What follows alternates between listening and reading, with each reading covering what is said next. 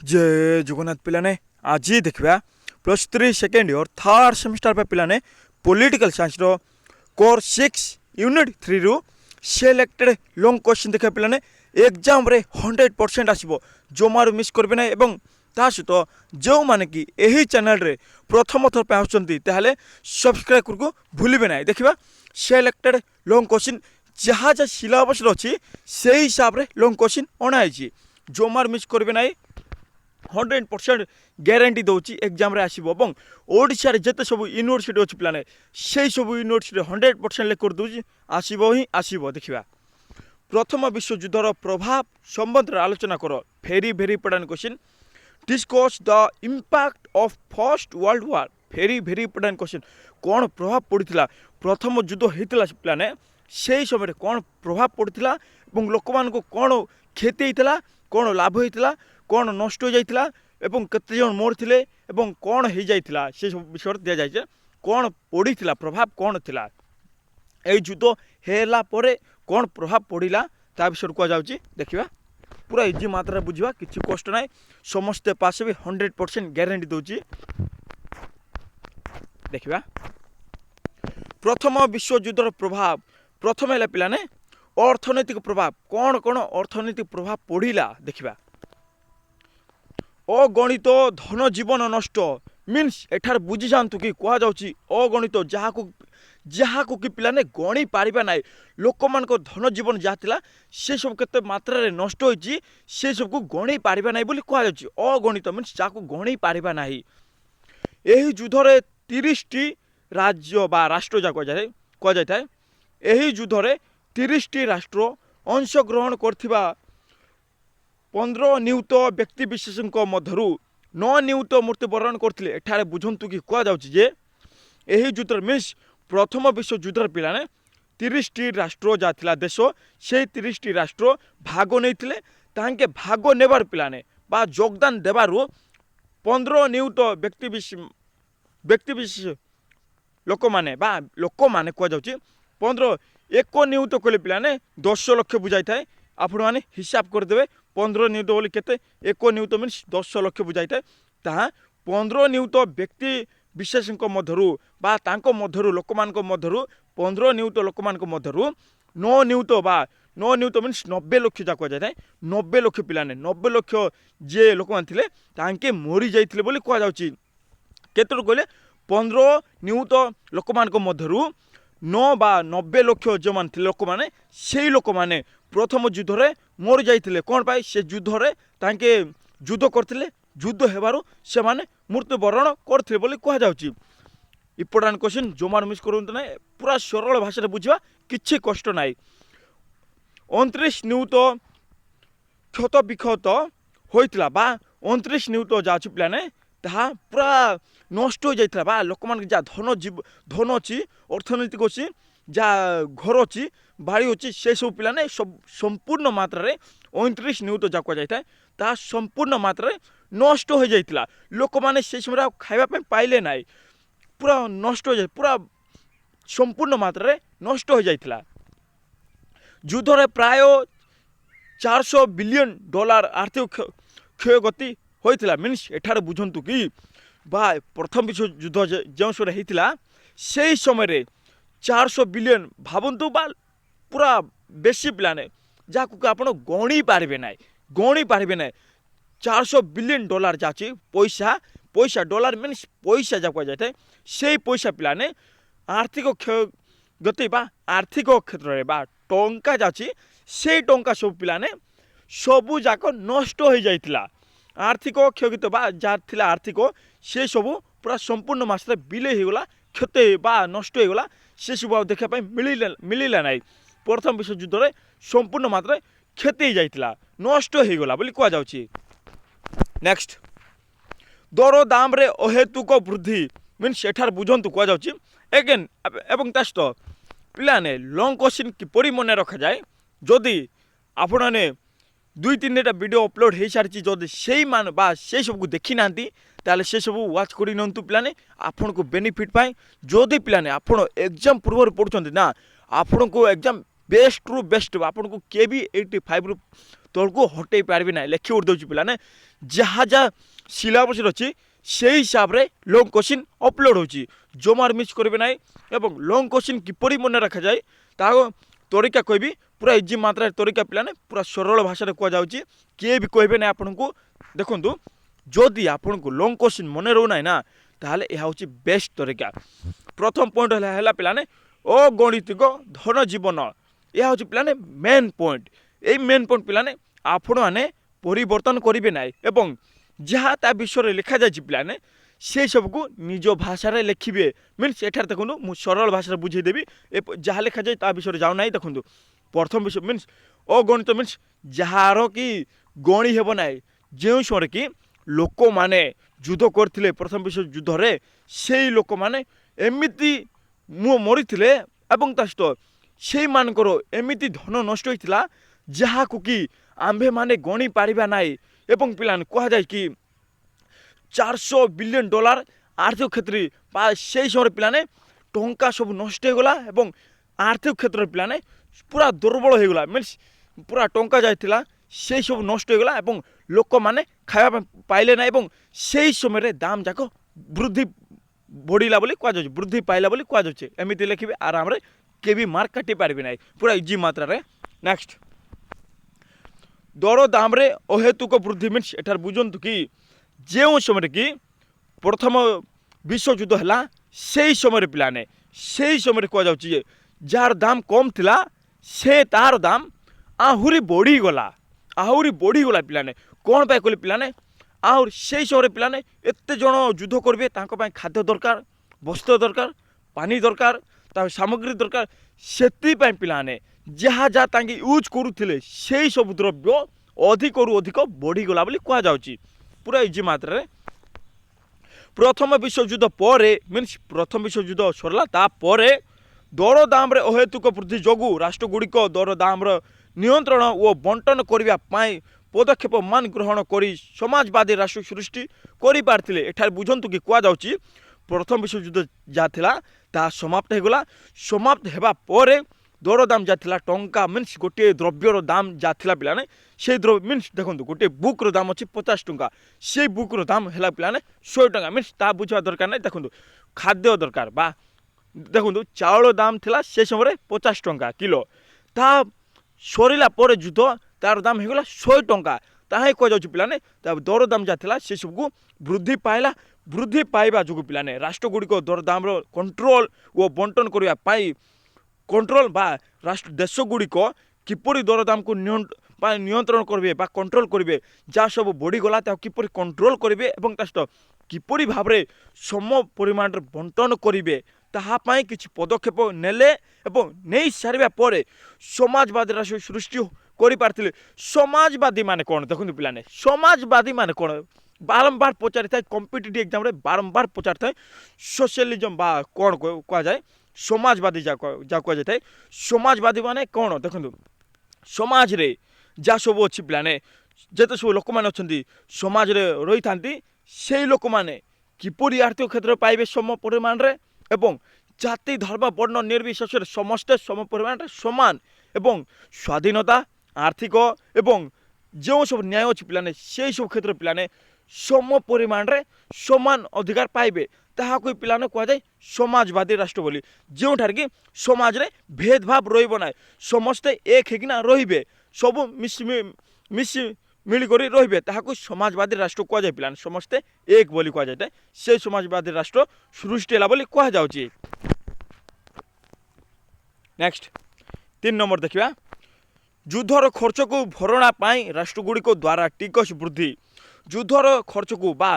ଯେଉଁ ସମୟରେ କି ପ୍ରଥମ ଯୁଦ୍ଧ ହେଲା ତାପରେ ଖର୍ଚ୍ଚକୁ ଭରଣା ପାଇଁ ଯାହା ସବୁ ଖର୍ଚ୍ଚ ହେଲା ତାକୁ ତ ଭରିବେ ପିଲାମାନେ। ଯେଉଁ ସମୟରେ କି ଯେଉଁ ଦେଶ ଯାକୁ ପିଲାମାନେ 30ଟି ଦେଶ ଯାକ ଯାଇଥାଏ, 30ଟି ଦେଶ ଯାହା ମିଶିକରି ଯୁଦ୍ଧ କଲେ সেই ଯୁଦ୍ଧର ପିଲାମାନେ ଯେତେ ସବୁ ଖର୍ଚ୍ଚ ହେଲା ତାକୁ ତ ଭରିବେ ନା, ତାହା କୁହାଯାଉଛି। ଏବଂ ତାହା ପାଇଁ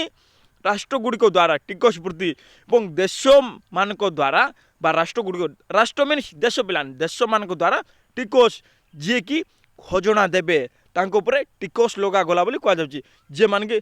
ମିନ୍ସ ଏଠାରେ ଆଉ ଥରେ କହିଦେଉଛି, এই ଯୁଦ୍ଧର ପିଲାମାନେ 30ଟି ଦେଶ ଥିଲା, সেই 30টি দেশর কিপରି ପୂରଣ କରିବେ ତାହା ପାଇଁ ପିଲାମାନେ ରାଷ୍ଟ୍ରଗୁଡ଼ିକ ବା ଦେଶଗୁଡ଼ିକ ଟିକସ ଲଗେଇଦେଲେ। କାହା ଉପରେ ପିଲାମାନେ? ଦୋକାନ ଉପରେ ଟିକସ ଲଗେଇଦେଲେ। ଆପଣମାନେ ଏତିକି ଦେବା ଦରକାର ବୋଲି କହିଦେଲେ। ସେଥିପାଇଁ ପିଲାମାନେ ତାଙ୍କେ ଟିକସ ଦେବା ଦ୍ୱାରା ପିଲାମାନେ ତାଙ୍କର ଯାହା ଖର୍ଚ୍ଚ ହେଲା ସେ ଯେଉଁ ଖର୍ଚ୍ଚକୁ ପୂରଣ କରିପାରିଲେ ବୋଲି କୁହାଯାଉଛି। ପ୍ରଥମ ବିଶ୍ୱଯୁଦ୍ଧରେ ହୋଇଥିବା ପ୍ରଚୁର ପରିମାଣରେ ଖର୍ଚ୍ଚକୁ ଭରଣା କରିବା ପାଇଁ ରାଷ୍ଟ୍ରଗୁଡ଼ିକ ବିଭିନ୍ନ ସାମଗ୍ରୀ ଓ ବସ୍ତୁ ଉପରେ କର ବସାଇ କେତେକ ବିଷୟ ଟିକସ ବୃଦ୍ଧି କରାଇଥିଲେ। ଏଠାରେ ବୁଝନ୍ତୁ କି କୁହାଯାଉଛି ପ୍ରଥମ ବିଶ୍ୱଯୁଦ୍ଧ ପରେ ବା ପ୍ରଥମ ବିଶ୍ୱଯୁଦ୍ଧରେ ହୋଇଥିବା ପ୍ରଚୁର ପରିମାଣର ଖର୍ଚ୍ଚ ମିନ୍ସ ଯେଉଁ ସମୟରେ କି ପ୍ରଥମ ବିଶ୍ୱଯୁଦ୍ଧ ହୋଇଥିଲା ସେଇ ଯୁଦ୍ଧର ପିଲାମାନେ ଅଧିକରୁ ଅଧିକ ଯାହାକୁ କି ଗଣି ପାରିବେ ନାହିଁ ସେଇ ମାତ୍ରାରେ ଟଙ୍କା ଖର୍ଚ୍ଚ ହୋଇଥିଲା। ସେଇ ଟଙ୍କା ଖର୍ଚ୍ଚ ହେବାରୁ ଯାହାକୁ କି ଆଉ ଥରେ ସେଇ ଟଙ୍କା ଖର୍ଚ୍ଚ ହୋଇଛି ତାକୁ କିପରି ଫୁଲଫିଲ୍ କରାଯାଇପାରିବ ତାହା ପାଇଁ ରାଷ୍ଟ୍ରଗୁଡ଼ିକ ବା ଦେଶଗୁଡ଼ିକ ଦେଶଗୁଡ଼ିକ ବିଭିନ୍ନ ସାମଗ୍ରୀ ବା ଦୋକାନରେ ଯେତେ ସବୁ ସମାନ ରହିଥାଏ ପିଲାମାନେ ଯେତେ ସମାନ ରହିଥାଏ ବା ମାର୍କେଟ ଯାହା ସବୁ ଚାଲିଥାଏ ସମାନ ବା ବିକ୍ରି ହୋଇଥାଏ ସେଇ ସବୁ ବିକ୍ରି ଉପରେ ସାମଗ୍ରୀ ଏବଂ ତା ସହିତ ବସ୍ତୁ ଏସବୁ ଉପରେ ପିଲାମାନେ କର ମିନ୍ସ ଯେଉଁମାନେ କି ଦୋକାନ ଲଗେଇବେ ସେଇମାନେ କର ଦେବେ। କାହାକୁ? ରାଷ୍ଟ୍ରକୁ ବା ଖଜଣା ଦେବେ। ଟ୍ୟାକ୍ସ ଯାହାକୁ କୁହାଯାଏ ଟ୍ୟାକ୍ସ ଦେବେ। ତାହା ବସାଇଲେ ଏବଂ କେତେକ ବିଷୟରେ ଟିକସ ବୃଦ୍ଧି କରାଇଥିଲେ ଏବଂ କେତେ ଗୁଡ଼ିଏ ବିଷୟ ଅଛି ସେଇ ବିଷୟ ଉପରେ ଟିକସ ବୃଦ୍ଧି କରାଇଥିଲେ ବୋଲି କୁହାଯାଉଛି। ପୁରା ଇଜି ମାତ୍ରା କିଛି କଷ୍ଟ ନାହିଁ ଆରାମରେ ବୁଝନ୍ତୁ। ନେକ୍ସଟ ପଏଣ୍ଟ ନମ୍ବର 4 ଯୁଦ୍ଧର ପ୍ରଭାବରେ ବୃତ୍ତି କ୍ଷେତ୍ରରେ ସଂଗଠନ ଗଠନ କ'ଣ ହେଲା? ଯୁଦ୍ଧର ପ୍ରଭାବରେ ବୃତ୍ତି କ୍ଷେତ୍ରରେ ସଂଗଠନ ଗଠନ ଦେଖନ୍ତୁ ଏଠାରେ କୁହାଯାଉଛି ଯୁଦ୍ଧ ସମୟରେ ପିଲାମାନେ ପ୍ରଥମ ଯୁଦ୍ଧ ସମୟରେ ଶ୍ରମର ଚାହିଦା ବହୁ ପରିମାଣରେ ବଢ଼ି ଯାଇଥିଲା। ଏଠାରେ ବୁଝନ୍ତୁ କି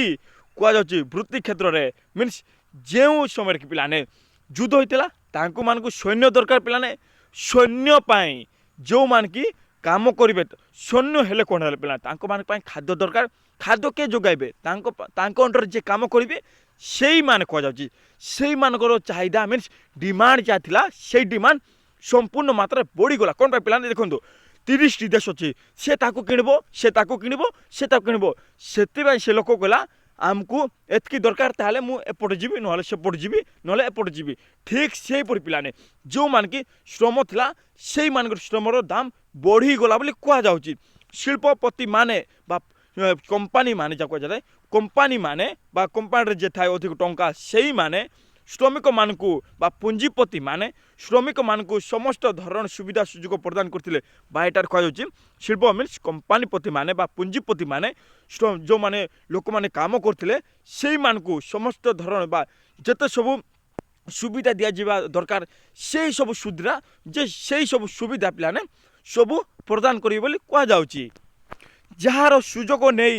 ଶ୍ରମିକ ଗୋଷ୍ଠୀ ଶିଳ୍ପପତିମାନଙ୍କୁ ଶୋଷଣ କରିବାରେ ଲାଗିଲେ ଓ ବୃତ୍ତିଗତ ସଂଗଠନମାନ ଗଠନ କରିବାର ଗୁରୁତ୍ୱ ଦେଇଥିଲେ। ଏଠାରେ କୁହାଯାଉଛି ଯେ ଯାହାର ସୁଯୋଗ ନେଇ ବା ଯେଉଁମାନେ ଶ୍ରମିକ ଥିଲେ ସେଇମାନେ ସୁଯୋଗ ପାଇଲେ ସୁଯୋଗ ନେଇକିନା ଶ୍ରମିକ ଗୋଷ୍ଠୀ ଶିଳ୍ପପତିମାନଙ୍କୁ ଶ୍ରମିକ ଦଳ ଯାହା କୁହାଯାଇଥାଏ ଶ୍ରମିକ ଦଳ ବା ଗ୍ରୁପ୍ ହେଇକିନା ସେ ଗ୍ରୁପ୍ ଶିଳ୍ପପତିମାନଙ୍କୁ ଶୋଷଣ କରିବାରେ ଲାଗିଲେ ମିନ୍ସ ପୁଞ୍ଜିପତିମାନଙ୍କୁ। ଏଠାରେ ବୁଝନ୍ତୁ କମ୍ପାନୀର ଯେ ମାଲିକ ଥାଏ ଯିଏକି ତାକୁ ଚଲାଇଥାଏ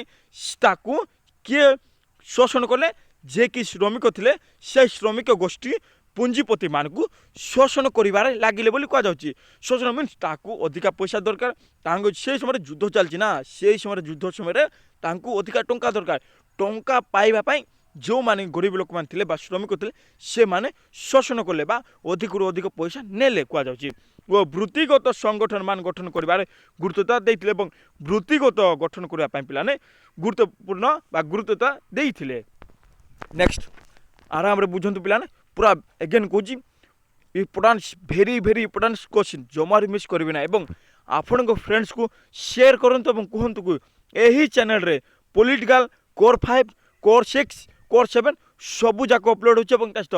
ଯେଉଁମାନେ କି ଏଇସବୁ ଦେଖିନାହାନ୍ତି ତାହେଲେ ସେସବୁ ୱାଚ୍ କରି ନିଅନ୍ତୁ। ବାରମ୍ବାର କହୁଛି ପିଲାମାନେ ଆପଣଙ୍କୁ ଏକ୍ଜାମ୍ ପୂର୍ବରୁ ପଢ଼ି ନିଅନ୍ତୁ। ଆପଣ ଏକ୍ଜାମ୍ ଟାଇମ୍ରେ କାହିଁକି ଟେନସନ୍ ନେବେ ପିଲାମାନେ ସେଥିପାଇଁ କୁହାଯାଉଛି ଯଦି ଆପଣ ଏବେରୁ ହିଁ ପଢ଼ିବେ ନା ଆପଣଙ୍କୁ ଏକ୍ଜାମ୍ ଏମିତି ଭଲ ହେବ ନା ଆପଣ କେବେ ଇମାଜିନ୍ କରିପାରିନଥିବେ। ପୁରା 85+ ଆସିବ ଯଦି ଆପଣ ପଢ଼ନ୍ତି ତ पढ़ती पूरा इजी मात्रा किए भी कहे ना पे पूरा सरल भाषा बुझंतु एवं निज भाषा यूज करंतु गोटे मेन पॉइंट मन रखु पे यह निज भाषा निज भाषा लिखिबे क्या निज भाषा लिखबे ना कहले जहाँ रहीगला मेन पॉइंट से ही मेन पॉइंट को निज भाषा केबे भी लिखिबे ना नले मार्क केबे दिया जीव ना निज भाषा क्या लिखिबे सब पॉइंट जहाँ कहुए थाए सब पॉइंट देखो आपणकर 5 मार्क आउची लॉन्ग क्वेश्चन आउची 2 मार्क आउची 5 मार्क देखो पे मेन पॉइंट दि जाए मीन्स एमती पचारे अर्थनैतिक मांदाबस्या सृष्टि और मूल्य ह्रास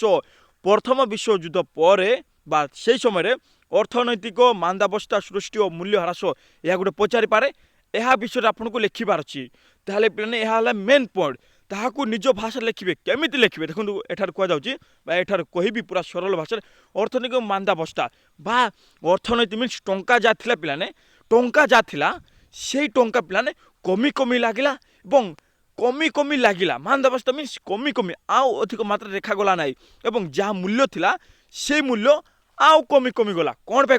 पाए कहले पिलाने से समय युद्ध क्षेत्र पे एत लोक थे ना से लोक मान किपर खाद्य दरकार किपर दरमा देवे किपर एमती करेंगे सेमती सुजोग देवे ताहापाई अर्थनैतिक जहाँ थिला टंका थिला से टंका पूरा कमी गला बोली कह मूल्य जहाँ अर्थनैतिक मीन्स जहाँ पिलाने दरकार से सब क्षेत्र कमी गला जार मूल्य थाए पिलाने मूल्य मीन्स देखो एठार किछि मूल्य थाए मूल्य मीन्स बुझंतु कि जेकोसी द्रव्यर मूल्य से मूल्य पिलाने कमीगला बोली कहुए ह्रास पाइला एठार लिखा जाइए प्रथम विश्वयुद्ध समय रे विभिन्न सरकार विभिन्न सूत्र ऋण करी सेनाबाहिनी परिचालना और प्रगति पाई विनियोग करथिले एठारे सरल भाषा बुझंतु कहुए प्रथम विश्वयुद्ध समय पिलाने विभिन्न सरकार बा जो सरकार जो देश रे भाग नहीं प्रथम विश्वयुद्ध रे सही सरकार विभिन्न सूत्र जिते सब सूत्र अच्छी से सूत्र ऋण करी जिते सब सूत्र अच्छी पिलाने से सब सूत्र पिलाने ऋण करी कि भाविन कि bank Bhavin bank for example bank से सूत्र हूँ बैंक से बैंक रु ऋण कले ऋण कले तापर सेनाबाहिनी जो मान थे कि युद्ध रे आगे आसते से किपरि परिचालना करेंगे ताहापाई प्रगति पाई किपरि उन्नति करेंगे प्रगति मीन्स उन्नति किपरि आगे जीवे ताहापाई विनियोग करथिले बोली कहा जाउची एही ऋण को परिशोध करने से क्षमता नथिबा जोगु अधिकांश राष्ट्र मुद्रार मूल्य रे ह्रास घटी मांदाबस्या सृष्टि होइथिला एठारे संपूर्ण मात्रा बुझंतु कहा जाउची एही ऋण को परिशोध करने पिलान जहाँ ऋण नहीं सरकार से ऋण को परिशोध किपरि करेंगे ताहापाई सेमानक क्षमता जाथिला से क्षमता नथिबा जोगु मीन्स आ क्षमता रहिला ना कौन पाई कहले तांके ऋण नहीं परा ऋण नेले पैसा दरकार जो देले तो ऋण बाहर ठीक से परी से क्षमता नथिला अधिकांश राष्ट्र बा अधिक अधिक राष्ट्र जहाँ कह जाए से अधिक अधिक राष्ट्र मुद्रार मूल्य रे जहाँ टंका अच्छी से टंकार मूल्य ह्रास पाइला मीन्स टंका आउ रहिला नाई टंका देखापी पाइले नाई बोली कह टंका कमी कमीबार लागिला प्रथम विश्वयुद्ध परा ताहा हूँ पिलाने टंका जहाँ पाखे टंका अच्छी से सैन्य किणी पार सैन्य किणव युद्ध कर कहुच्छे मुद्रार मूल्य जहाँ थिला से सब कमीगला से कमिवा द्वारा मांदाबस्या सृष्टि होता बोली कहुच्छे मांदा आउ पूरा मांदा मीन्स पूरा कम देखा मांदा जमी देखो मार्केट रे फॉर एग्जांपल देवी सरल भाई आपन को गाँव देवे गाँ ना मार्केट मेन मार्केट रे जो पिलाने सबुदिन लोक जाऊे गाड़ी चलुवे गोटे दिन पिलाने जदि से न चलती ना ताए कहे कि आपण मैंने ए मांदा अवस्था होगा आज कि भी देखा जाऊना किए भी गाड़ी मोटर लोक मैंने कड़े गले सब मांदा पड़ा देखा जी बिजनेस करता पिलाने ग्राहक को खोजी थाए कहते कि ए आज मांदा चलती मार्केट पूरा किए देखा ही जाऊना लोक मैंने हूँ पिला मांदा मीन्स जहाँ पाइबा कथा पाइले ना से सब मांदा कहुए पूरा कमी कमिबार लगिला किसी घोषा दरकार ना घोषे क्या मेन पॉइंट को घोषे नेक्स्ट एबे देखिबा सामाजिक प्रभाव बा समाज उपरे कौन प्रभाव पड़िला प्रथम विश्वयुद्ध है पर कौन प्रभाव पड़िला देखो लीग ऑफ नेशन पिलाने भेरी भेरी इंपोर्टेंट क्वेश्चन एवं यही क्वेश्चन पिलाने देखो लीग ऑफ नेशन जहाँ पेन मेन पॉइंट यह हूँ मेन पॉइंट यही मेन पॉइंट पिलाने 5 मार्क रे बा 2 मार्क रे पचारि देइछि ତାହା ହେଉଛି ବ୍ରହ୍ମପୁର ୟୁନିଭର୍ସିଟି ଯେଉଁମାନେ ଦେଖିନାହାନ୍ତି ତାହେଲେ ସେସବୁ ଦେଖିନେବେ। ଏହା ପିଲାମାନେ ସେଦିନ କହିନଥିଲି ବଟ୍ ଆଜି କହିବି। ଦେଖନ୍ତୁ ଲିଗ୍ ଅଫ୍ ନେସନ୍ ମିନ୍ସ ବୁଝନ୍ତୁ ଯେଉଁ ସମୟରେ କି ପ୍ରଥମ ବିଶ୍ୱଯୁଦ୍ଧ ହେଲା ତାପରେ ଦେଶମାନେ କେଉଁମାନେ କହିଲେ ଦେଶମାନେ ଦେଶର ଯେଉଁମାନେ ଥାନ୍ତି ସରକାର ସେହି ସରକାର କିପରି ଭାବରେ ଯୁଦ୍ଧକୁ ଶାନ୍ତି ରଖିବେ, ଯୁଦ୍ଧ ଯାହା ହେଲା ତାହାକୁ କଣ୍ଟ୍ରୋଲ କରିବେ ବା ସାଇଡ୍ କରିଦେବେ। କଣ୍ଟ୍ରୋଲ କରିସାରିବା ପରେ ଯାହା ଯାହା କ୍ଷତି ହେଲା ପିଲାମାନେ ସେସବୁ କ୍ଷତି କିପରି ପୂରଣ କରିବେ ଏବଂ ଯାହା ସବୁ ଲୋକମାନଙ୍କୁ ବିଦ୍ରୋହ ହୋଇଗଲା ମିନ୍ସ ଶତ୍ରୁ ହୋଇଗଲା ଯେଉଁ ଆନ୍ତର୍ଜାତିକ କ୍ଷେତ୍ର ପିଲାମାନେ ବା ଜାତୀୟ କ୍ଷେତ୍ର ଯାହା କୁହାଯାଇଥାଏ ବା ଇଣ୍ଟରନ୍ୟାସନାଲ୍ ଯାହା କୁହାଯାଇଥାଏ ବା ଆନ୍ତର୍ଜାତିକ କ୍ଷେତ୍ରରେ ଯେଉଁମାନେ ଶତ୍ରୁ ହୋଇଗଲେ ସେମାନଙ୍କ ମଧ୍ୟରେ କିପରି ସହଯୋଗ କରିବେ, କିପରି ବାଣିଜ୍ୟ କରିବେ, କିପରି ସହାୟତା କରିବେ ତାହା ପାଇଁ ପିଲାମାନେ ଏହା ସୃଷ୍ଟି ହେଲା ଲିଗ୍ ଅଫ୍ ନେସନ୍ ଯାହା କୁହାଯାଇଥାଏ ରାଷ୍ଟ୍ରସଂଘ ବୋଲି। ରାଷ୍ଟ୍ରସଂଘର ଏହା ମୁଖ୍ୟ ଥିଲା କି ସମାଜରେ କିପରି ଭଲ ଭାବରେ ବଞ୍ଚିବେ ଏବଂ ଗୋଟିଏ ରାଷ୍ଟ୍ର ଅନ୍ୟ ରାଷ୍ଟ୍ର ସହିତ କିପରି ଭଲ ଭାବରେ ବ୍ୟବସାୟ କରିପାରିବ ଏବଂ ତା'ର ଅର୍ଥନୀତିକୁ କିପରି ଡେଭଲପମେଣ୍ଟ କରିପାରିବ ତାହା ହେଉଛି ମୁଖ୍ୟ ପିଲାମାନେ। ଏହିସବୁ ସମସ୍ୟା ପିଲାମାନେ ଦେଖାଯାଇଥିଲା। ଯେତେ ସବୁ ସମସ୍ୟା ଥିଲା ସେହି ସବୁ ସମସ୍ୟାକୁ କିପରି ବାହାର କରିବେ ଏବଂ ସମସ୍ତଙ୍କ ଭିତରେ ପୁରା ଶାନ୍ତି ଶୃଙ୍ଖଳା ରଖିବେ ଏବଂ ସମ୍ପର୍କ ପ୍ରତିଷ୍ଠା କରିବେ ତାହା ପାଇଁ ଚାହିଁଥିଲେ। କିନ୍ତୁ ପିଲାମାନେ ଏହାସବୁ ଫେଲ୍ ହୋଇଯାଇଥିଲା।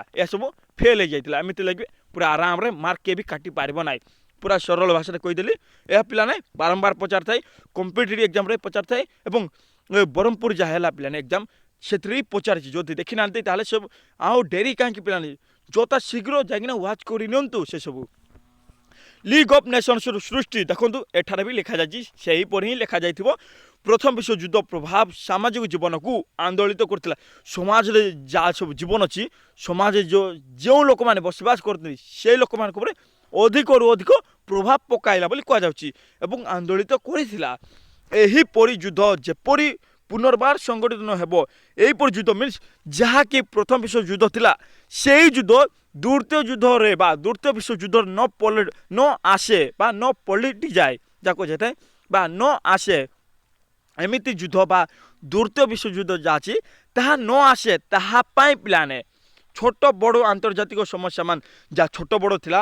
ଆନ୍ତର୍ଜାତିକ ସମସ୍ୟା ସେହି ସବୁ ସମସ୍ୟାକୁ କିପରି ସମାଧାନ କରିବେ ଏବଂ ବୁଝାମଣା କରି ସେଇମାନଙ୍କ ମଧ୍ୟରେ ସମାଧାନ କରିବା ପାଇଁ ଲିଗ୍ ଅଫ୍ ନେସନ୍ ଯାହା ଅଛି ରାଷ୍ଟ୍ରସଂଘ ଲିଗ୍ ଅଫ୍ ନେସନ୍ ମିନ୍ସ ରାଷ୍ଟ୍ରସଂଘ ସୃଷ୍ଟି ହେଲା ବୋଲି କୁହାଯାଉଛି। କିପରି ଆଉ ଥରେ ଯୁଦ୍ଧ ହେବ ନାହିଁ ତାହା ପାଇଁ ତାଙ୍କେ ବୁଝାମଣା କଲେ। ବୁଝାମଣା କରିବା ଦ୍ୱାରା କିପରି ଲୋକମାନଙ୍କର ଯାହା କ୍ଷତି ହେଇଗଲା ସେସବୁକୁ କିପରି ପୂରଣ କରାଯାଇପାରିବ ସମ୍ପର୍କରେ ଏବଂ ବ୍ୟବସାୟରେ ଏବଂ ତା ସହିତ ଯାହା ଛୋଟ ବଡ଼ ଆନ୍ତର୍ଜାତିକ ସମସ୍ୟା ଥିଲା ସେସବୁ ସମାଧାନ କରିବା ଏବଂ ଲୋକମାନଙ୍କ ମଧ୍ୟରେ ଯାହା କୁହାଯାଇଥାଏ ପିଲାମାନେ ସାମାଜିକ କ୍ଷେତ୍ରରେ କିପରି ଭଲ ଭାବରେ ବଞ୍ଚିପାରିବେ ତାହା ପାଇଁ କ'ଣ ସୃଷ୍ଟି ହେଲା ଲିଗ୍ ଅଫ୍ ନେସନ୍ ଏବଂ ଶେଷରେ ପିଲାମାନେ ଏହା ବିଫଳ ହୋଇଯାଇଥିଲା। ସମସ୍ତେ ଜାଣିଥିବେ, ଯଦି ବି ଜାଣିନାହାନ୍ତି ଏହା ଶେଷରେ ପିଲାମାନେ ବିଫଳ ହୋଇଯାଇଥିଲା।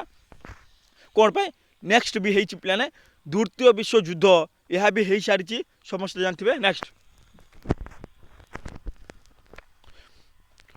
ମହିଳାମାନଙ୍କ ଅଗ୍ରଗତିରେ ସହାୟକ। ମହିଳାମାନଙ୍କ ଅଗ୍ରଗତି ମିନ୍ସ ଏଠାରେ ବୁଝନ୍ତୁ କି 7 ନମ୍ବର ପଏଣ୍ଟ ପିଲାମାନେ ମହିଳାମାନେ ଯେଉଁମାନେ ଥିବେ ସେଇମାନେ ଆଗେଇ କିପରି ଯିବେ ଆଗେଇ ପାଇଁ ସେଇମାନଙ୍କୁ ସହଯୋଗ କରିବା। ଆଗେଇ ଯିବା ପାଇଁ ଯେଉଁମାନେ କି ମହିଳାମାନେ ଥିଲେ ସେମାନଙ୍କୁ ଆଗେଇ ଯିବା ପାଇଁ ସହଯୋଗ କରିବା ବୋଲି କୁହାଯାଉଛି। ଏହି ଯୁଦ୍ଧ ଦ୍ୱାରା ଅନେକ ବ୍ୟକ୍ତି ବିଶେଷ ମୃତ୍ୟୁବରଣ କରିଥିବା ଯୋଗୁଁ ଶ୍ରମିକମାନଙ୍କ ଅଭାବ ଅନୁଭୂତ ହେବାରୁ ମହିଳାମାନଙ୍କୁ ମିନ୍ସ ଏଠାରେ ବୁଝିଯାଆନ୍ତୁ କି ସରଳ ଭାଷାରେ କୁହାଯାଉଛି ଯେ ଏହି ଯୁଦ୍ଧ ମିନ୍ସ ପ୍ରଥମ ବିଶ୍ୱଯୁଦ୍ଧ ଦ୍ୱାରା ଅନେକ ବ୍ୟକ୍ତି ବିଶେଷ ବା ଯେତେ ସବୁ ଲୋକ ଥିଲେ ଅଧିକରୁ ଅଧିକ ଯଦି ପିଲାମାନେ ଆପଣଙ୍କୁ ସେଇ ସଂଖ୍ୟା ମନେ ପଡ଼ୁନାହିଁ ନା କେତେ ଅଛି 19 ଅଛି ନା କେତେ ଅଛି ପିଲାମାନେ ସେସବୁ ମନେ ପଡ଼ୁନାହିଁ ନା ବା 90 ଲକ୍ଷ ଯାହା ଅଛି ସେସବୁ ମନେ ପଡ଼ୁନାହିଁ ନା ଆପଣ ଲେଖିପାରିବେ ଅଧିକରୁ ଅଧିକ ସଂଖ୍ୟାରେ ଲୋକମାନେ ମୃତ୍ୟୁବରଣ କଲେ। ସେଥିପାଇଁ ଯେଉଁମାନେ ମୃତ୍ୟୁବରଣ କଲେ ତାହା ପାଇଁ ପିଲାମାନେ ଯେଉଁମାନେ ମହିଳା ଥିଲେ ସେଇମାନଙ୍କୁ ବା ଶ୍ରମିକମାନେ ଅଭାବ ହେଲେ ସେଇ ଅଭାବରୁ ପିଲାମାନେ ମହିଳାମାନଙ୍କୁ ଉନ୍ନତି ପାଇଁ ଆଗେଇ ଆସିବା ପାଇଁ ପଡ଼ିଲା ବୋଲି କୁହାଯାଉଛି। ଅନୁଭୂତ ହେବାରୁ ଯେଉଁମାନେ ମହିଳା ଥିଲେ ସେମାନେ ଆସିଲେ ବୋଲି କୁହାଯାଉଛି। ନିଯୁକ୍ତି ବା ସେମାନେ ଯେଉଁମାନେ ମରିଗଲେ ସେମାନଙ୍କ ପାଇଁ ଆଉ ମହିଳାମାନେ ଆଗେଇ ଆସିଲେ ବା ନିଯୁକ୍ତି ପାଇଲେ। ନେକ୍ସଟ 8 ନମ୍ବର ପଏଣ୍ଟ ଏହି ଯୁଦ୍ଧ ବର୍ଣ୍ଣ ବୈଷମ୍ୟ ପ୍ରତି ଏକ ଶକ୍ତ ଧକ୍କା ଥିଲା। ଏହି ଯୁଦ୍ଧ ମିନ୍ସ ପ୍ରଥମ ବିଶ୍ୱଯୁଦ୍ଧ ଯାହା ଥିଲା তা বর্ণ বৈষম্য মিন্স জাতি ভেদ কলা গোরা ভেদভাব এসব হচ্ছিল বর্ণ বৈষম্য বর্ণ মিন্স কলা গোরা বর্ণ বৈষম্য ମୁଁ କଳା ଅଛି ତମେ ଧଳା ଅଛ ଏସବୁ କିଏ ଦେଖିଥିଲେ ଇଂରେଜ ମାନେ ବ୍ରିଟିଶ ମାନେ ଏହି ଯୁଦ୍ଧ ବର୍ଣ୍ଣ ବୈଷମ୍ୟ ପ୍ରତି ଏକ ଶକ୍ତ ଧକ୍କା ଏସବୁ ଭିତରେ ମିନ୍ସ ଏଠାରେ ବୁଝି ଯାଆନ୍ତୁ କି କ'ଣ କୁହାଯାଉଛି ଯେଉଁ ଲୋକମାନେ କି ବ୍ରିଟିଶ ମାନେ ବା ଇଂରେଜ ମାନେ ଏସବୁ ଦେଖୁଥିଲେ କି ଆମେ ଗୋରା ଅଛୁ ତମେ କଳା ଅଛୁ ଏସବୁ ଦେଖୁଥିଲେ ସେଇ ଗୋରା ଉପରେ ପିଲାମାନେ ବା ବର୍ଣ୍ଣ ବୈଷମ୍ୟ ଉପରେ ତାଙ୍କ ଉପରେ ଅଧିକରୁ ଅଧିକ ଧକ୍କା ଲାଗିଲା ମିନ୍ସ ସେସବୁ ଆଉ ଦେଖିବା ପାଇଁ ଲାଗିଲେ ନାହିଁ କ'ଣ ପାଇଁ କହିଲେ ପିଲାମାନେ ତାଙ୍କେ ଆଉ ଦେଖିବା ପାଇଁ ପାଇଲେ ନାହିଁ କ'ଣ ପାଇଁ ଯଦି ତାଙ୍କେ ଦେଖିବେ ନା କଳା ଗୋରା ଦେଖିବେ ନା ତାହାକୁ ସୈନ୍ୟବାହିନୀରେ କିଏ ସହଯୋଗ କରିବେ ପିଲାମାନେ ଠିକ୍ ସେହିପରି ତାଙ୍କେ ଆଉ ଦେଖିବା ପାଇଁ ପାଇଲେ ନାହିଁ ଯେଉଁମାନେ କଳା ଥିଲେ ତାଙ୍କେ ମାନେ ବି ଯୁଦ୍ଧ କ୍ଷେତ୍ରରେ ବା ସୈନ୍ୟବାହିନୀ ହିସାବରେ ଚୟନ କରାଗଲେ ବୋଲି କୁହାଯାଉଛି ସମ୍ପୂର୍ଣ୍ଣ ମାତ୍ରାରେ ସରଳ ଭାଷାରେ ଯେଉଁମାନେ କଳା ଲୋକମାନେ ଥିଲେ ସେଇମାନେ ବି ଯୁଦ୍ଧ କ୍ଷେତ୍ରରେ ସୈନ୍ୟ ଭାବରେ ବଛାଗଲେ ବୋଲି କୁହାଯାଉଛି ଏମିତି ଲେଖିବେ କେହି ମାର୍କ କାଟି ପାରିବ ନାହିଁ ଏଠାରେ ଦେଖିବା କ'ଣ ଲେଖାଯାଇଛି ଏହି ଯୁଦ୍ଧର ପୂର୍ବରୁ ୟୁରୋପୀୟ ମାନେ ନିଜକୁ ଉତ୍କୃଷ୍ଟ ମନେ କରି Asia means Bharat Asia Mahabharat Asia ଯାହା କୁହାଯାଇଥାଏ ଏସିଆ ମିନ୍ସ ଭାରତ ବିଷୟରେ ଭାରତ ଯାଉଛି ଏସିଆ ଓ ଆଫ୍ରିକାର କଳା ମିନ୍ସ ଯେଉଁମାନେ ଇଂରେଜମାନେ ଥିଲେ ଭାରତୀୟ କଳା କହୁଥିଲେ ଲୋକମାନେ ଭାରତୀୟ ହେଉଛନ୍ତି କଳା ଲୋକମାନେ ତାହା ଆଉ ଥରେ ଦେଖିବା ଏହି ଯୁଦ୍ଧର ପୂର୍ବରୁ ମିନ୍ସ ଏ ଯୁଦ୍ଧର ପୂର୍ବରୁ ପିଲାମାନେ ପୂର୍ବରୁ ମିନ୍ସ ଯୁଦ୍ଧ ହେଇନଥିବା ସମୟ ପୂର୍ବରୁ ୟୁରୋପୀୟ ମାନେ ନିଜକୁ ଆଗେ ମନେ କରୁଥିଲେ ମିନ୍ସ ନିଜକୁ ଉପରେ ମନେ କରୁଥିଲେ ଏସିଆ ଓ ଆଫ୍ରିକାର କଳା ବ୍ୟକ୍ତିବିଶେଷମାନଙ୍କୁ ନିଜଠାରୁ ଦୂରେଇ ରଖୁଥିଲେ ଏସିଆ ମିନ୍ସ ଭାବିନିଅ ଭାରତ ଓ ଆଫ୍ରିକା ଯେଉଁମାନେ କଳା ଲୋକମାନେ ଥିଲେ ସେଇମାନଙ୍କ ନିଜଠାରୁ ଦୂରେଇ ରଖୁଥିଲେ ମିନ୍ସ ସେମାନଙ୍କୁ କଳା କହୁଥିଲେ ବୋଲି କୁହାଯାଉଛି କିନ୍ତୁ ପିଲାମାନେ ଯୁଦ୍ଧ ସମୟରେ ଦେଖନ୍ତୁ ଏଠାରେ କୁହାଯାଇଛି ଯୁଦ୍ଧ ହେଇନଥିଲା ପିଲାମାନେ ସେଇ ସମୟରେ ଯୁଦ୍ଧ ହେଇନଥିଲା ଠିକ୍ ସେହିପରି ହେଲେ ଭାରତକୁ ବୁଝେଇବ ଏସିଆ ମିନ୍ସ ଭାରତରେ ଥିଲେ କଳା ଲୋକମାନେ ଯେଉଁମାନେ କି ଇଂରେଜ ମାନେ କହିଥିଲେ ଓ ଆଫ୍ରିକା ବି କଳା ଲୋକମାନେ ଅଛନ୍ତି ସେଇମାନଙ୍କୁ ନେଇକିନା ଦୁଇ ଜଣଙ୍କୁ ନେଇକିନା ନିଜଠାରୁ ଦୂରେଇ ରଖିଥିଲେ ବୋଲି କୁହାଯାଉଛି କିନ୍ତୁ ଯୁଦ୍ଧ ସମୟରେ ୟୁରୋପର ସେନା ଏସିଆ ଓ ଆଫ୍ରିକା ସହ କାନ୍ଧରେ କାନ୍ଧ ମିଳାଇ ଯୁଦ୍ଧ କରିବା ବର୍ଣ୍ଣ ବୈଷମ୍ୟ ପ୍ରତି ଏକ ଶକ୍ତ ଧକ୍କା ଥିଲା ଏଠାରେ ବୁଝିଯାଆନ୍ତୁ କି ବା ଯେଉଁ ସମୟରେ କି ଯୁଦ୍ଧ ହେବାରେ ଲାଗିଲା ବା ପ୍ରଥମ ବିଶ୍ୱ ଯୁଦ୍ଧ ହେବାରେ ଲାଗିଲା ସେଇ ସମୟରେ ଆଉ କଳା ଯିଏ ଅଛି କି ଧଳା ଅଛି ଏସବୁ ଆଉ ଦେଖିଲେ ନାହିଁ ସେଇ ଲୋକମାନଙ୍କ ସହିତ ବା ଯିଏକି ଇଂରେଜ ମାନେ କହୁଥିଲେ କି ତମେ ସବୁ କଳା ଅଛ ତମେ ଆମ୍ଭମାନଙ୍କ ଠାରୁ ଦୂରେଇ ରୁହ ସେଇ ସମୟରେ ଯେଉଁମାନେ କଳା ଥିଲେ ତାଙ୍କେ ପୁରା ଆଗେ ଆସିକରି ଯେଉଁମାନେ ଇଂରେଜ ମାନେ ଥିଲେ ଗୋରା ମାନେ ସେମାନଙ୍କ କାନ୍ଧ ଉପରେ ଯେଉଁମାନେ କଳା ଥିଲେ ବା ଶ୍ରମିକ ଥିଲେ ତାଙ୍କେ ମାନେ ବି ଛାଡ଼ି ନାହାନ୍ତି ତାଙ୍କେ ବି ବଦଲା ନେଇଛନ୍ତି ପିଲାମାନେ ବଦଲା ନେଇଛନ୍ତି ମିନ୍ସ ତାଙ୍କେ ବି କଳା କହିଥିଲେ ନା ଇନସଲ୍ଟ କରିଥିଲେ ତାଙ୍କେ ବି ତାଙ୍କ କାନ୍ଧ ଉପରେ ଯାହା ଅଛି ଇଂରେଜମାନଙ୍କ କାନ୍ଧ ଉପରେ ଗୋରାଙ୍କ ଉପରେ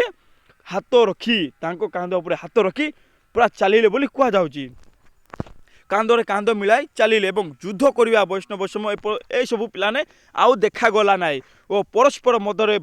ଭାତୃତ୍ୱ ଭାବ ବୃଦ୍ଧି ହେଲା ଏବଂ ତାଙ୍କ ମଧ୍ୟରେ ମିନ୍ସ ଯେଉଁମାନେ କି ଏସବୁ ଭେଦଭାବ କରୁଥିଲେ ସେମାନଙ୍କ ମଧ୍ୟରେ ଭାତୃତ୍ୱ ମିନ୍ସ ଭାଇଚାରା ମିନ୍ସ ପ୍ରେମ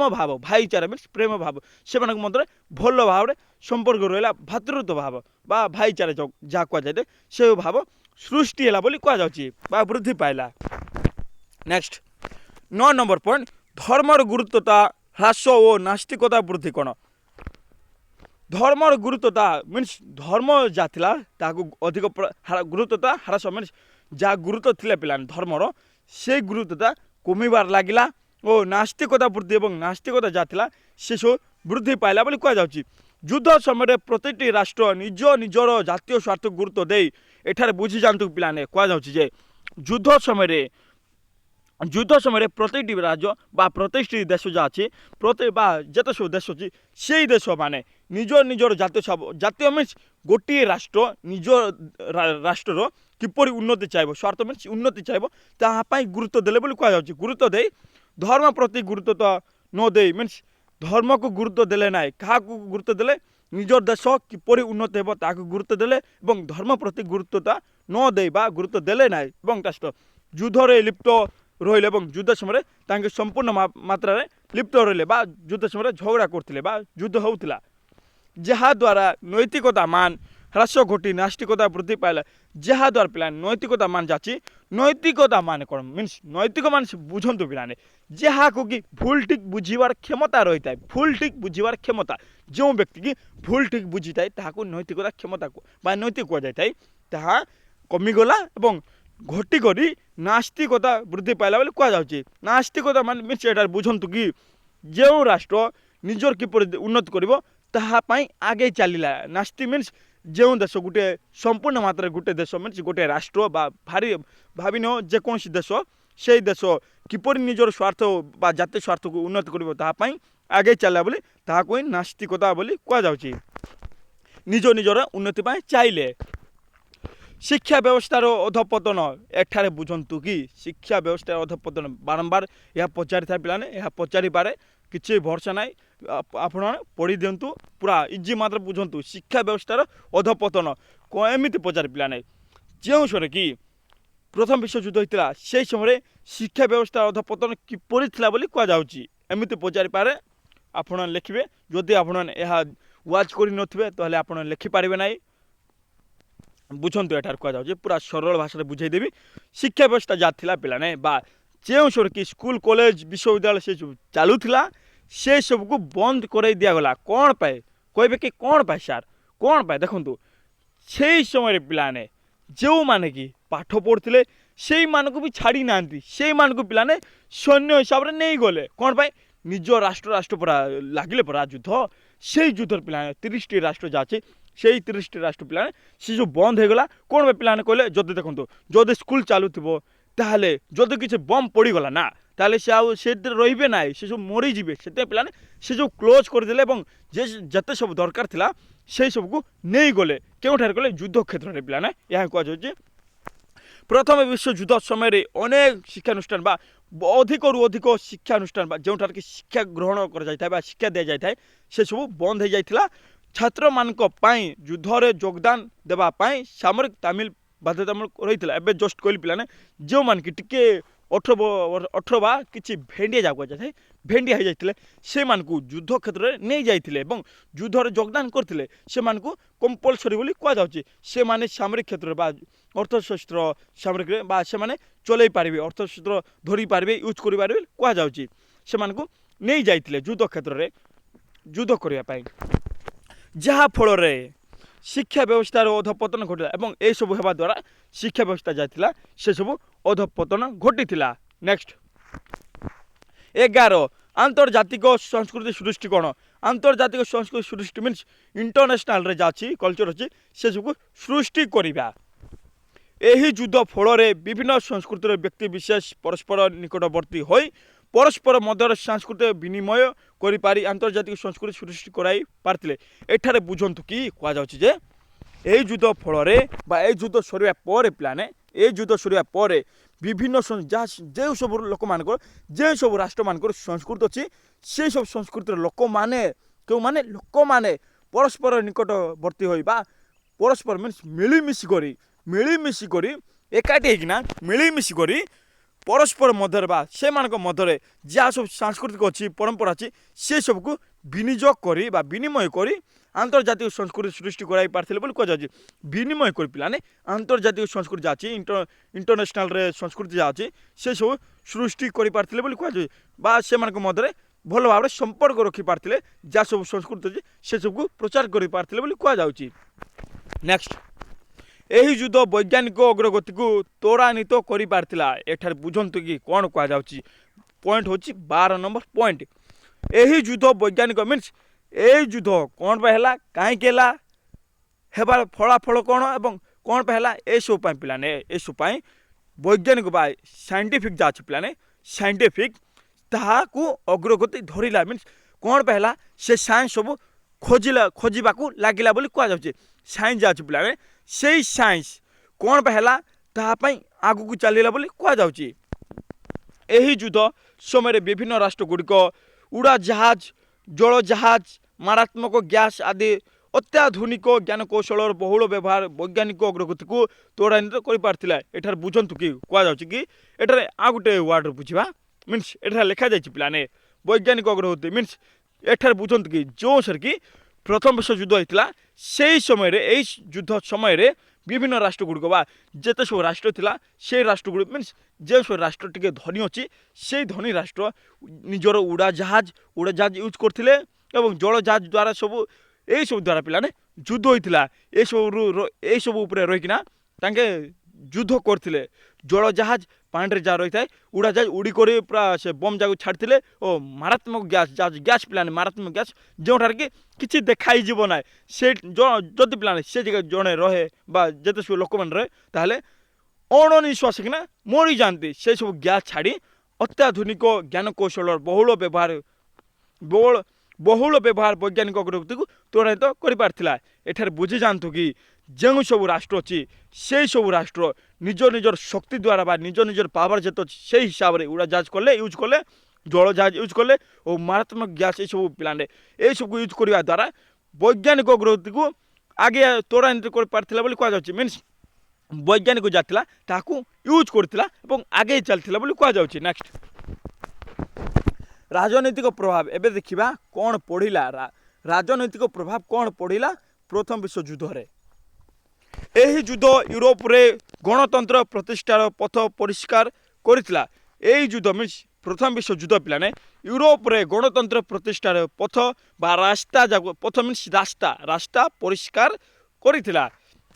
ଏହି ଯୁଦ୍ଧର ପରିଣତି ସ୍ୱରୂପ ରୁଷିଆରେ ରୋମାନୋଡ ପିଲାମାନେ କେତେ ଜଣଙ୍କ ନାଁ ଯାଇଛି ବା କେତେ ଜଣ ନାଁ ଦିଆଯାଇଛି ଦେଖିବା କ'ଣ କ'ଣ ଅଛି ସେ ସବୁଙ୍କର ନାଁ। ଏହି ଯୁଦ୍ଧର ପରିଣତି ସ୍ୱରୂପ ରୁଷିଆରେ ରୋମାନୋଡ ଜର୍ମାନୀରେ ଜୋଲେରିଆନ୍ ଏସବୁ ମନେ ରଖିବେ। ଅଷ୍ଟ୍ରିଆରେ ହଙ୍ଗେରୀର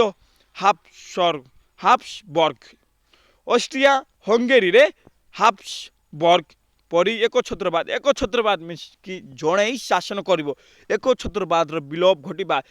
ଯିଏକି ଜଣେ ହିଁ ଶାସନ କରିବ ଏସବୁ ବିଲୋପ ଘଟିଗଲା ଏବଂ ଏସବୁ ଘଟିକରି ପିଲାମାନେ ସାଧାରଣତନ୍ତ୍ର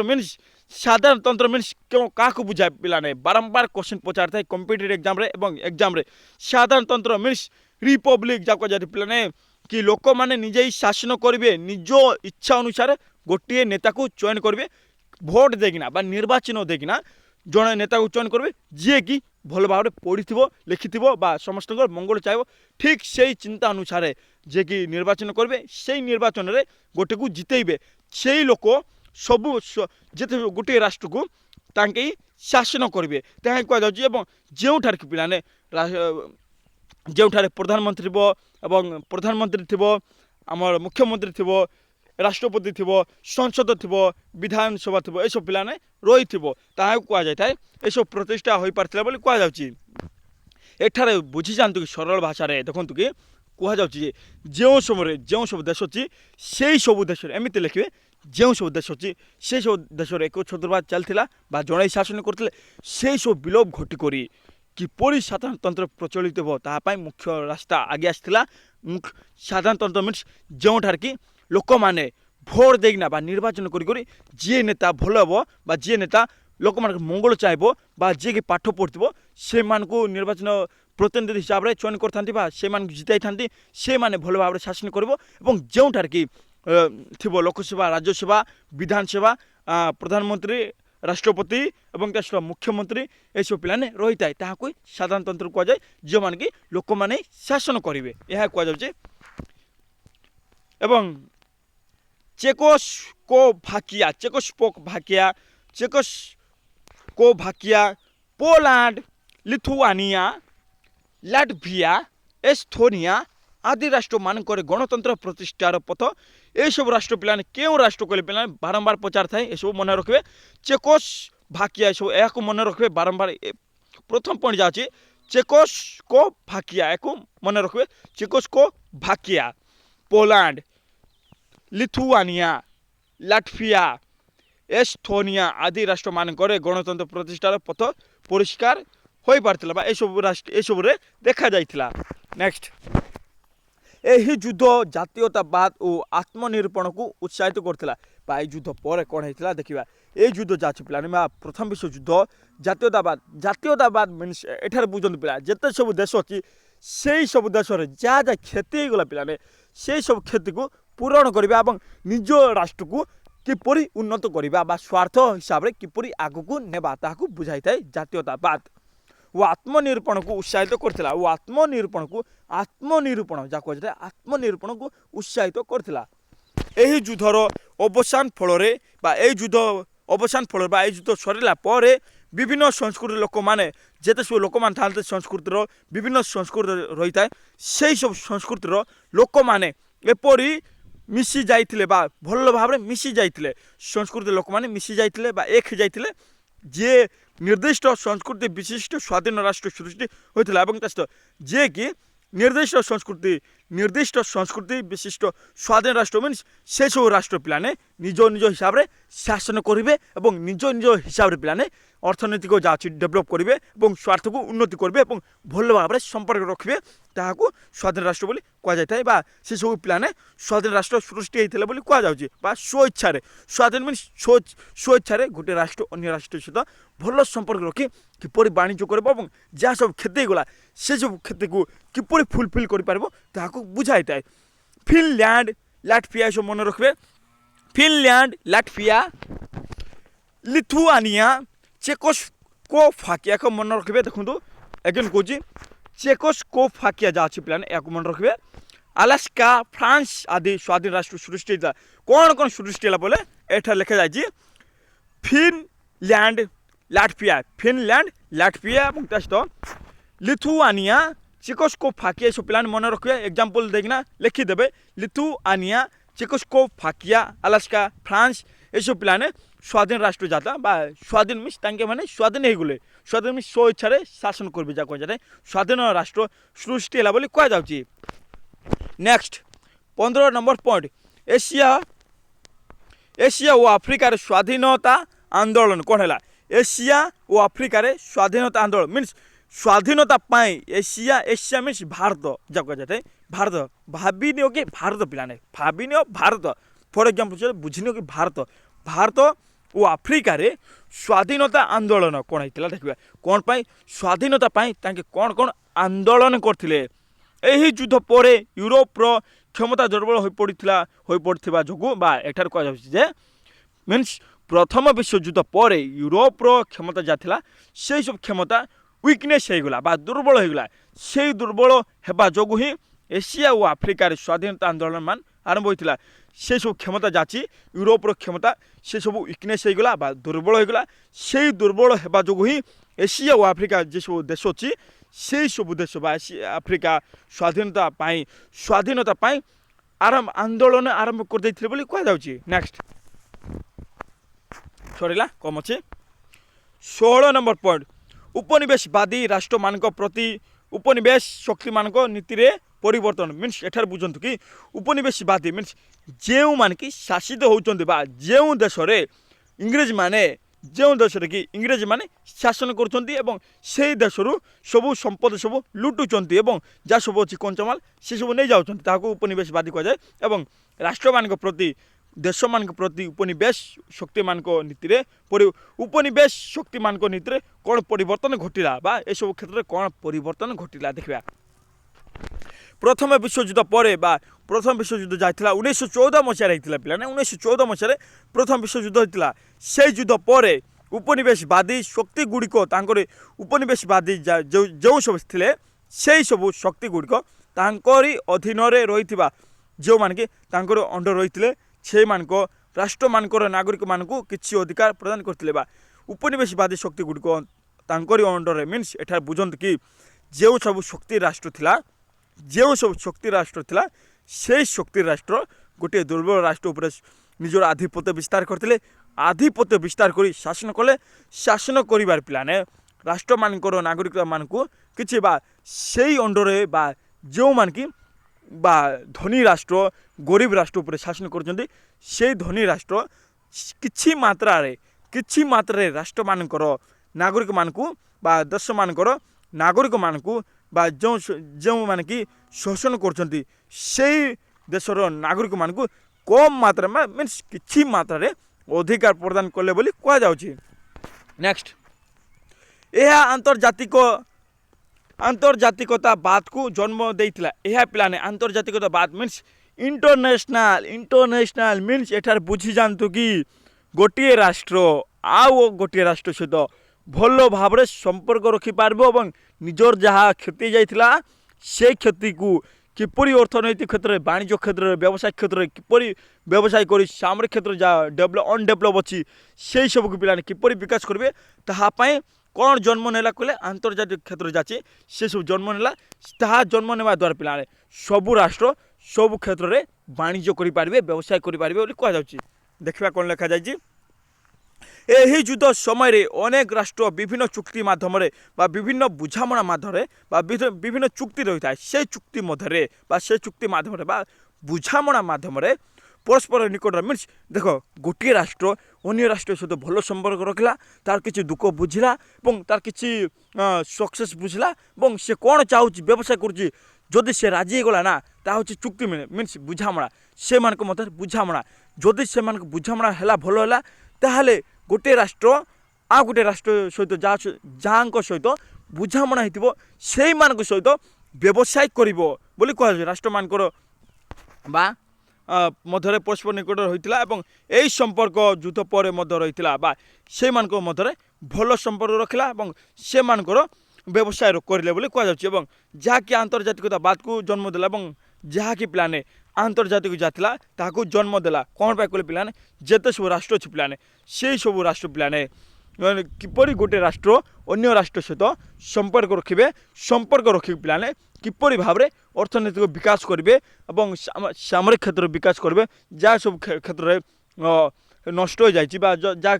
सब क्षेत्र पिलाने वीकनेस अच्छी से सब क्षेत्र को किपरि विकास करेंगे ताहापाई व्यवसाय करेंगे ताहापाई पिलाने कौन सृष्टिला कहले पिलाने आंतर्जातिक मीन्स एठार बुझी जातु कि आंतर्जातिक सृष्टि है इंटरनेशनल सृष्टि है जो कि समस्ते सबू देश संपर्क रखी भल संपर्क रखी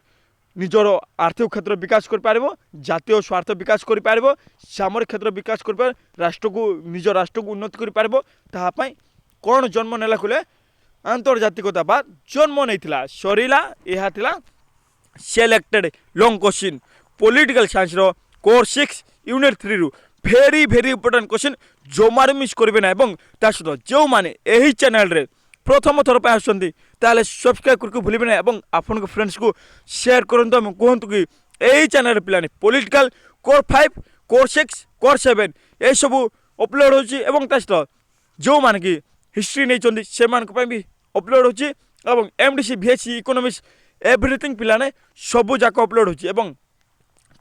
जो मैंने यही चैनल रे पढ़े से मानकर मार्क 85 रु प्लस रो 100% ले कर दूँ पिलाने किसी बुक हिसाब से लिखा दरकार नहीं निज भाषा यूज करूँ एठार मु निज भाषा कही पूरा बुझला परी एग्जामिनर जे था पिलाने निज से पिला किपरि बुझला किपरि लिखला एवं कौन कॉपीराइट मीन्स कौन पिलाने देखो कॉपीराइट मीन्स बुझंतु कि किसी बुक रु चिपकई देवा किसी बुक रु चिपकई देवा से पिलाने से आनी एठू चिपकई देला ठीक से पिला मार्क दि जाता है किंतु पिला से कम दि जाता है आपण जदि मेन पॉइंट को सेम लिखिए एवं जदि पिलाने आप मेन पॉइंट पढ़ुंट ना ताले आपन को 5 मार्क क्लियर हो 5 मार्क पिलाने आपन को मेन पॉइंट हिसाब से क्वेश्चन पचार था देखो सार्वभौमत्व कहले पचारि पारे प्रथम विश्वयुद्ध बोली लिखिदे पारे एमती द्वितीय विश्वयुद्ध पर एमती लिखि थाए से सब हूँ पिलाने मेन पॉइंट से मेन पॉइंट को आपड़ किपरि एक्सप्लेन करेंगे कौन कौन घटला कौन होता से सब विषय पिलाने निजर भाषा को यूज करेंगे कहे सब पॉइंट आपड़ जहाँ एक्सप्लेन करेंगे हूँ सब पॉइंट किपरि भाव में लिखुंट से एग्जामिनर जे कि खाता देखी थाए एग्जामिनर से देखी थाए हाँ ए पिलाटी किपरि लिखला और यह किपरि मार्क दि जा कथा ताकि देखी थाए हाँ निजर भाषा यूज करला से एतकी बुझी